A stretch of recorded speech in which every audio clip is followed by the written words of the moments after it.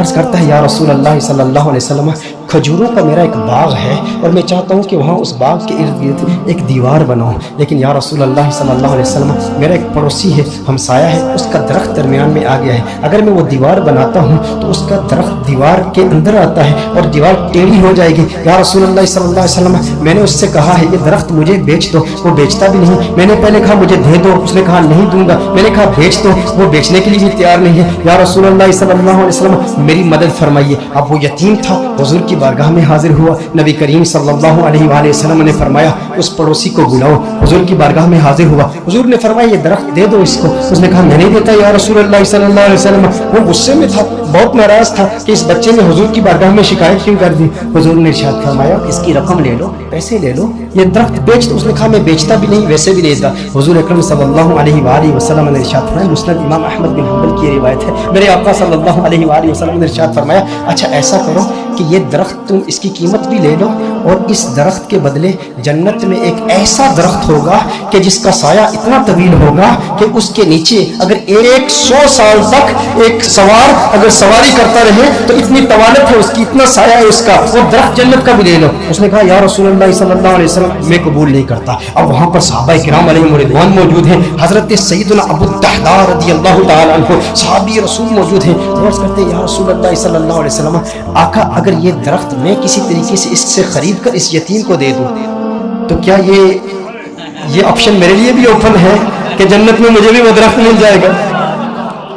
اگر یہ درخت اس کے پڑوسی سے میں خرید کر اس یتیم کو دے دوں، میں کہتا ہوں یتیم سے میرے آقا صلی اللہ علیہ وسلم کو کس قدر پیار ہے، میرے آقا صلی اللہ علیہ وسلم سے عرض کرتا ہے کہ اگر یہ کسی طریقہ سے خرید لوں، خرید کر میں اس یتیم کو دے دوں تو کیا یہ آپشن میرے لیے بھی اوپن ہے؟ نبی کریم صلی اللہ علیہ وسلم نے ارشاد فرمایا ہاں تیرے لیے بھی ہے۔ حضرت ابو الدحداء رضی اللہ تعالی عنہ فوراً اس شخص کے پاس جاتے ہیں، آپ فرماتے ہیں تو مجھے جانتا ہے؟ کہا جانتا ہوں، تو وہی ہے نا جس کے باغ میں 600 کھجور کے بڑے بڑے درخت ہیں، تیرا باغ اتنا مشہور ہے کہ مدینہ منورہ کے بڑے بڑے تاجر تیرے باغ کی کھجوریں کھانے کے انتظار میں رہتے ہیں، اور اس باغ کے اندر پھر اتنا بڑا محل تعمیر کیا ہوا ہے، میٹھے پانی کا کنواں ہے، تو اتنا مشہور بندہ ہے، تیرے باغ کے چرچے تو پورے مدینے میں ہیں، پورے شہر میں ہر بندہ تجھے جانتا ہے۔ اس نے کہا کہ دیکھو کہ اگر تیرے اس ایک درخت کے عوض میں تمہیں اپنے 600 کھجور کے درختوں کا باغ دے دوں تو یہ سودا قبول ہے؟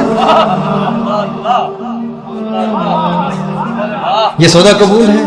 وہ حیران ہو گیا، یہ کیسے ہو سکتا ہے؟ ایک درخت اور ادھر اتنا بڑا باغ، ابو الدحداء کیا بات کر رہے ہو؟ کیا واقعی یہ سودا کرنا چاہتے ہو؟ ابو الدحداء رضی اللہ تعالی عنہ نے فرمایا بالکل، وہ میرا پورا باغ تیرا 600 کھجور کے درخت ہیں، اس میں ایک بڑا ہی خوبصورت محل ہے اور اس کے گرد ایک بڑی نمایاں دیوار ہے جو مدینہ منورہ میں دور دور سے نظر آتی ہے۔ کہا وہ بھی تجھے دے دوں گا، وہ محل بھی تیرا، وہ ساری کھجوروں کے درخت بھی تیرے، وہ سارا باغ بھی تیرا، کس کے عوض؟ ایک درخت۔ کہا ٹھیک ہے، اور حضور کی گواہی میں یہ سودا ہوتا ہے۔ اب ابو الدحداء رضی اللہ تعالیٰ عنہ فوراً وہاں سے جاتے ہیں، اب ان کی جو زوجہ ہے وہ اس باغ کے اندر ہے، باہر سے آواز دیتے ہیں اپنی زوجہ کو، ہے ام دحداء ذرا باہر آؤ باہر آؤ، میں نے اس باغ کو بیچ دیا ہے۔ اب ام دحداء جانتی ہیں یہ بہت بڑا تاجر ہے، بہت بڑا بزنس مین ہے، خسارے کا سودا نہیں کرتا، کبھی خسارے کا سودا نہیں کرتا۔ ام دحداء نے کہا ہے ابو الدحداء کیسے سودا کیا ہے؟ کہا جنت کے ایک درخت کے عوض میں نے بیچا ہے۔ اب دیکھو میرے دوستوں، اب دیکھو ام دحداء، وہ نیک بخت خاتون، وہ خوش قسمت خاتون، اس کی عظمتوں کو سلام۔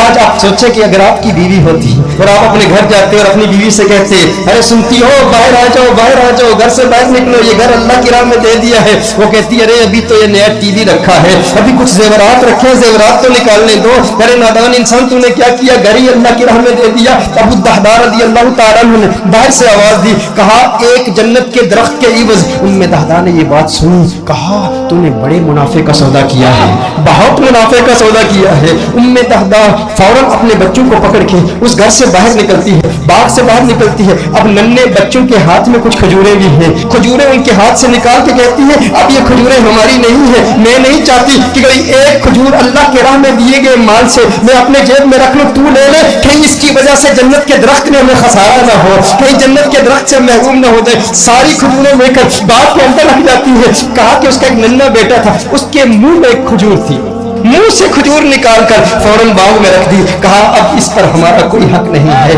ये अल्लाह का माल है, अब हमने अल्लाह की राह में दे दिया है। अब इस पर उलमा के दो कौल हैं। एक मारूफ कौल की रोशनी में अर्ज करता हूँ कि अबू दहदा रज़ियल्लाहु ताला अन्हु के इस बाग के अलावा उनके पास और कोई बाग भी नहीं था, उनके पास और कोई दौलत भी नहीं थी, उनके पास और कोई माल भी नहीं था। लेकिन अबू दहदा रज़ियल्लाहु ताला अन्हु हुजूर की बारगाह में फिर हाजिर होते हैं, अर्ज करते हैं या रसूल अल्लाह सल्लल्लाहु अलैहि वसल्लम, आका ये सौदा पक्का है ना, आका ये सौदा पक्का है ना। नबी करीम सल्लल्लाहु अलैहि वसल्लम खुश हो जाते हैं और हुजूर खुश होकर फरमाते हैं कम मिन इज़्किन रदाहिन लि अबी दहदा फिल जन्नह, कम मिन इज़्किन रदाहिन लि अबी दहदा फिल जन्नह, कम मिन इज़्किन रदाहिन लि अबी दहदा फिल जन्नह। रावी कहता है हुजूर बार बार पढ़ रहे, मुसलसल पढ़ रहे, मुसलसल ये जुमले कह रहे हैं अबू दहदा तेरे लिए जन्नत में कितने दरख्तों की, कितनी टहनियों पे कितनी खजूरें, माला माल है तू। बार बार हुजूर इरशाद फरमा रहे, बार बार यही जुमले। और दो रिवायात इसमें, दो मुख्तलिफ रिवायात में मुख्तलिफ अल्फाज है। कम मिन इज़्किन रदाहिन लि अबी दहदा फिल जन्नह। हुजूर अकरम सल्लल्लाहु अलैहि वसल्लम ने एक दूसरी रिवायत में फरमाया एक दरख्त के इवज एक दरख्त का सौदा किया था, अब तो तूने 600 दरख्त दे दिए तो जन्नत में 600 दरख्त तो कम से कम तुझे मिलेंगे ना।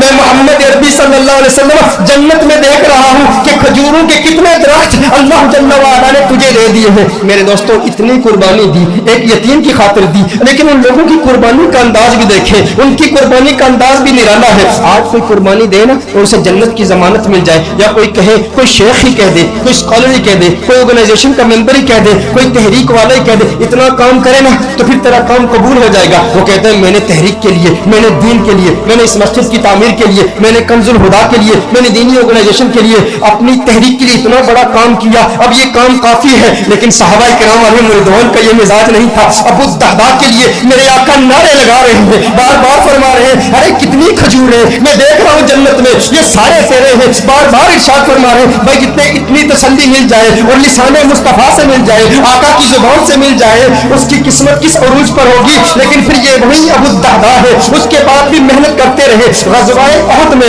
जब दुश्मनों ने हुजूर पर हमला किया, अबू दहदा अपने सीने पर उन तीरों को बर्दाश्त कर रहे हैं और मेरे आका के कदमों में शहीद हो जाते हैं। और ग़ज़वाए उहद के बाद मेरे आका ने तलाश किया, कहा मेरा अबू दहदा मुझे दिखाओ। अरे वो खजूरों वाला मेरे आका अबू दहदा को देखते हैं और देख के मुस्कुराते हैं और मुस्कुरा के फिर फरमाते हैं कम मिन इज़्किन रदाहिन लि अबी दहदा फिल जन्नह। अबू दहदा जन्नत में खजूरें ही खजूरें, खजूरों के दरख्त। मेरे आका खुश होके उसकी हौसला अफजाई फरमा रहे हैं। मैं कहता हूँ कैसा खुशबख्त है जिसने हुजूर की जात के लिए, हुजूर की जान की तहफ़्फ़ुज़ के लिए अपनी जान दे दी। काश यूं मौत आए मेरे हमनशी, काश यूं मौत आए मेरे हमनशी, नज़ाका और हो जाए मंज़र हसी, वो उधर अपनी जुल्फ़े समाया करे और इधर दम हमारा निकलता रहे। हुजूर की जुल्फों का असीर, हुजूर की जुल्फों को देखता हुआ इस दुनिया से चला गया। दिल में, जिगर में, आंख में बस तू ही तू रहे, इसके सिवा न दिल में कोई आरज़ू रहे। इस एहतिमाम में शौक में सजदे करूं अदा, तेरा ख्याल आए तो दिल बावजू रहे। और जन्नत मेरे नसीब की वाइस को बख्श दे, मेरे कफन में गैस में जाना की भूले। जो उनकी जुल्फों को असीर होते हैं वो ना अपना नाम मांगते हैं, ना वो तस्वीरें, ना वो